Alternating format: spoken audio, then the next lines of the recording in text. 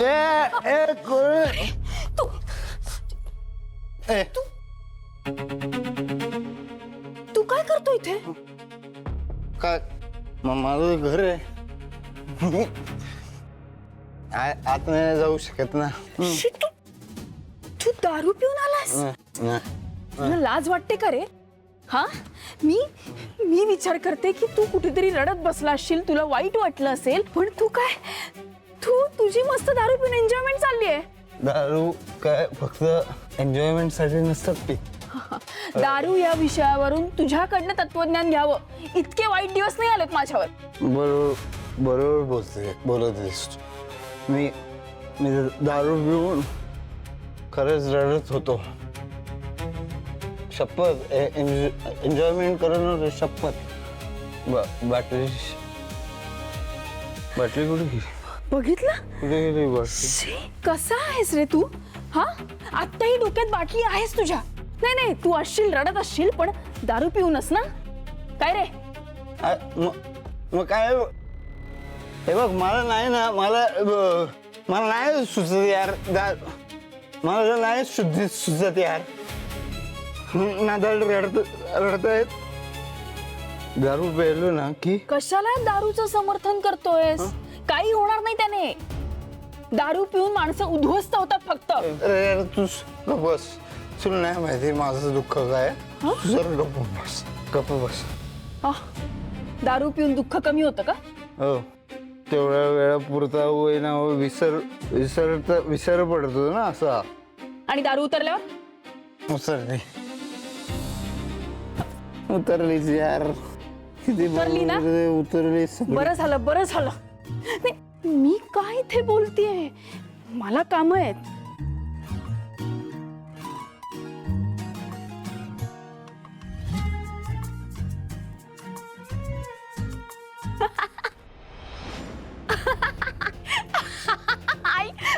आई हे बघ, आई इतकं फनी रील आहे. काय झालं तुला? आई अगं रडतेस कशाला? लग्न झालेल्या मुलीची आई आहे ना मी. येते तिची आठवण. त्यात ज्योती सुद्धा तिकडेच राहिली.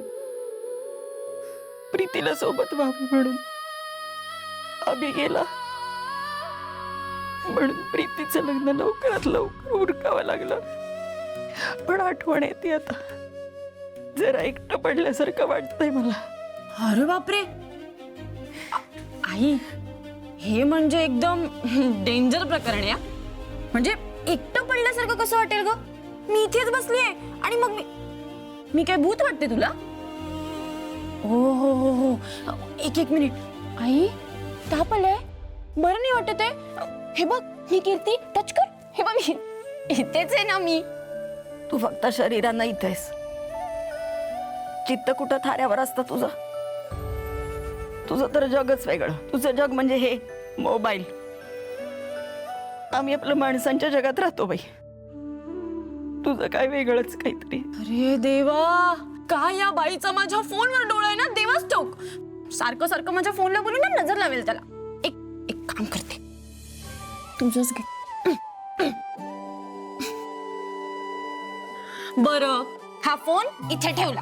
आता बोल आता.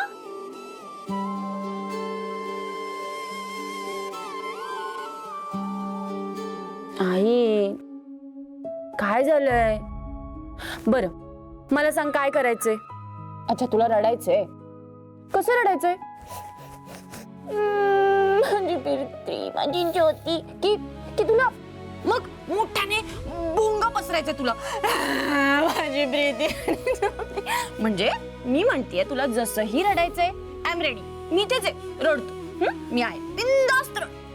चेष्टा करतेस माझी? नाही गाई. Okay, I am sorry. कशाला रडतीयस? आता बघ, प्रीतीताईचं लग्न झालं. आता थोड्या दिवसांनी, थोड्या महिन्यांनी, थोड्या वर्षांनी जेव्हा पण ज्योतिताईचं पण लग्न होईल, सगळं असतं मस्त सेमिस्टर वाईज चालू आहे, जसं तुला हवं तसं. का रडतीयस? आणि मुळात प्रीतीताईचं ठीक आहे, तिचं लग्न झालंय. ज्योतिताईचं काय, 3-4 दिवसांसाठी गेले ती, परत येईल आपल्याला पिडायला. कशाला रडतीयस उगाच? आपल्याला ज्योतीला भेटायला नाही ना ग जाता येत. पण ती तर इथे येऊ शकते की नाही. बरं आता हे लहान बाळासारखं रडू नकोस. मी एक काम करते, उद्या तिला कॉल करते आणि म्हणते ये बाई तुझ्या आईला भेटायला, हाय खूप एकटं वाटतंय तिला. मग तर झालं. तूच काय तो माझा आधार राहिलायस ग. हो ग बाई, मीच काय तो तुझा आधार. हे काम कर, मला ना लॅमिनेशन कर आणि पर्स मध्ये ठेवून दे आधार कार्ड म्हणून. बाडे चला आता रडू नको. तर जेवण सुरू कर. आणि हो, जेवण ना व्यवस्थित झाले, सगळं मीठ व्यवस्थित आहे. तुझ्या अश्रूंनी अजून खारट करू नको त्याला. जेवच. जयश्री जेव म्हणाले ना.